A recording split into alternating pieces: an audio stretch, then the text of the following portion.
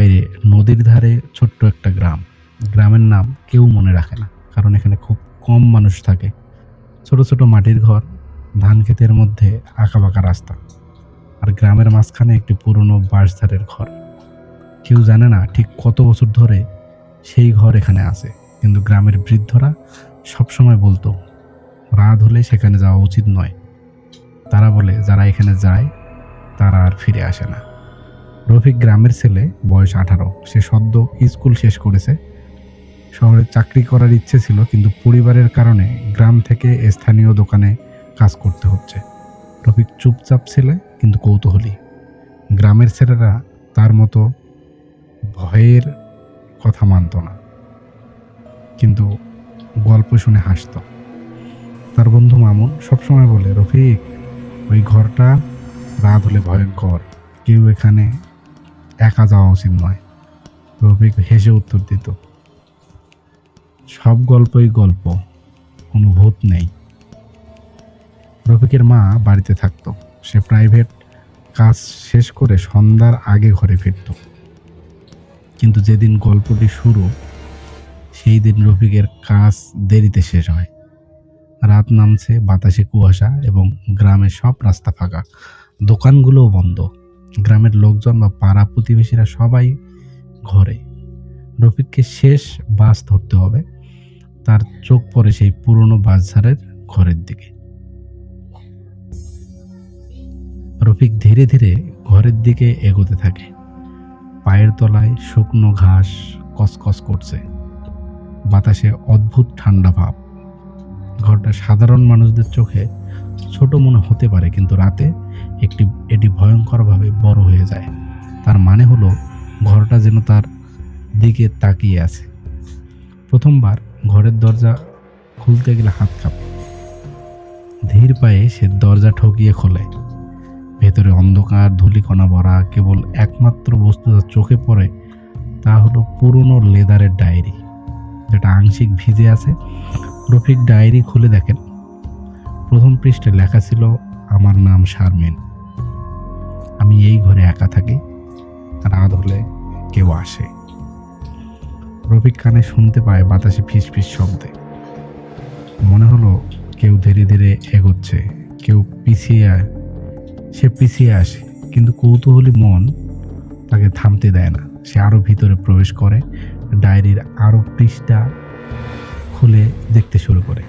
লেখা আছে, আমি সবাইকে বলেছি, কেউ বিশ্বাস করেনি। আজ যদি কিছু হয়, কেউ জানবে না। পরের দিন রফিক লক্ষ্য করে রাত হলে ঘরে হালকা আলো জ্বলে। কেউ না থাকার পরেও ফিসফিস শব্দ আসে। পিছনের কক্ষে কোনো বাতাস নেই, তবুও দরজা কেঁপে ওঠে। রফিকের মনে হতো কেউ তাকে নজর করছে। একদিন রফিক বন্ধু মামুনকে এই গল্পটি বলল। মামুন হাসলো। সে বলে, আমি বলতেছি তো, ওই ঘরে রাত হলে কেউ যায় না। শারমিন, সে শুধু গোস্ট নয়, সে রক্ষক। রফিক রাতের অন্ধকারে একা ঘরে ঢোকার সময় অনুভব করে ঘরের কোনায় কেউ দাঁড়িয়ে আছে। সে চোখ বন্ধ করে শ্বাস নিচ্ছে এবং শুনছে ধীরে ধীরে তার নাম কেউ ফিসফিস করছে। গ্রামে একজন বৃদ্ধ আছেন, যিনি প্রায় সব ঘটনা মনে রাখেন। তিনি রফিককে বললেন, শারমিন এখানে জন্মেছিল, বড় হয়। একদিন তার বন্ধু বান্ধব তাকে নিয়ে ঘরটা পরীক্ষা করতে গিয়েছিল। রাত হলে কেউ দেখলো না, কিন্তু পরদিন শারমিন নিখোঁজ। কেউ জানতে পারলো না সে কোথায় গেছে। গ্রামের ছেলেরা রাত হলে ঘরটা এড়িয়ে চলে, কিন্তু রফিকের কৌতূহল বাড়ছে। সে প্রতিদিন ঘরটা লক্ষ্য করে। ডায়েরি পড়তে পড়তে সে জানতে পারে, শারমিনের ডিসঅ্যাপিয়ারেন্স শুধু রহস্য নয়।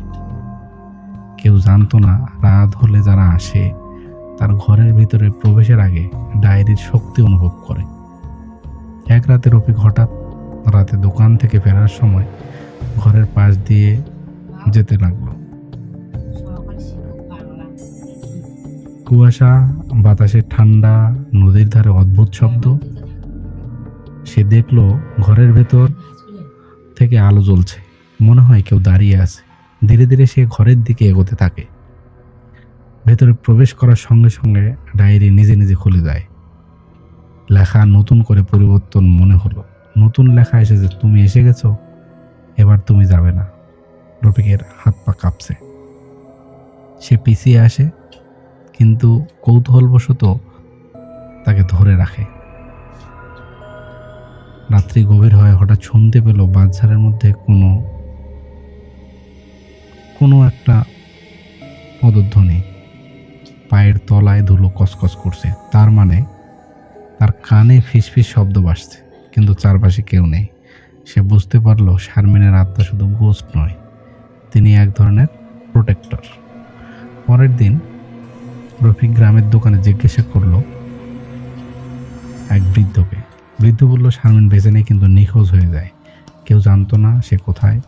আজও রাত হলে সেই ঘর থেকে শারমিনের আত্মা আক্ষেপ করে। রফিক বুঝতে পারে শারমিন গোস্ট বা শ্যাডো নয়, তিনি অপেক্ষা করেন কারো জন্য, যে আর কখনো আসবে না। গ্রামের বাঁশঝাড়ের ঘর শুধু ফাঁকাই নয়, এটি অপেক্ষার ঘর, যেখানে স্মৃতি, রহস্য এবং অদৃশ্য নজর একসাথে থাকে। শেষ রাতে রফিক ঘরে ফিরে তাকালো, ডায়েরির হাতে ধরে সে বুঝলো কিছু রাস্তা কখনো ফাঁকা হয় না, আর কিছু মানুষ স্মৃতি হয়ে থেকে যায় একই জায়গায়